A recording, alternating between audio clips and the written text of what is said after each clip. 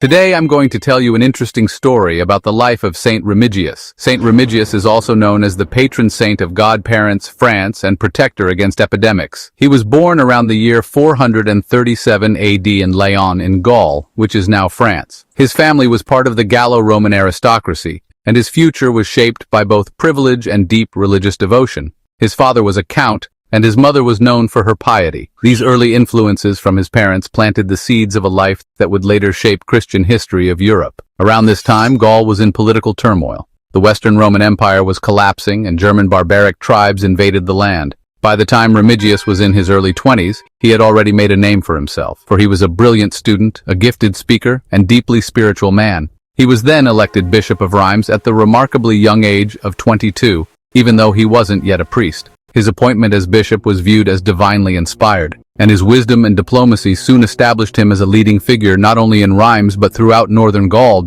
during a time when the church offered rare stability. As a bishop, Saint Remigius worked tirelessly to convert the Frankish people, a powerful Germanic tribe that dominated much of Gaul. These Franks were pagans, and their king, Clovis I, was both a warrior and a skeptic. But after he married a devout Christian princess Clotilde, Clovis began to open his mind to the Christian God. The turning point came after the Battle of Tolbiac around 496 AD. King Clovis was desperate for victory and prayed to Jesus, the god worshipped by his wife. After the battle, they miraculously won the fight, and it became a divine sign, and his faith in Jesus grew deeper. Soon, he agreed to be converted to Christianity, and on Christmas Day, in front of thousands of his soldiers, Clovis was baptized by Remigius in Reims, along with 3,000 of his warriors. This moment became one of the most significant events in European history, for it marked the beginning of the Christian kingdom of the Franks, which would evolve into modern France. Following this monumental baptism, Saint Remigius continued to work for the spread of Christianity. He wrote letters, appointed bishops, and sent missionaries throughout the land of France. He wasn't just a bishop, he became a symbol of a new Christian era in Europe.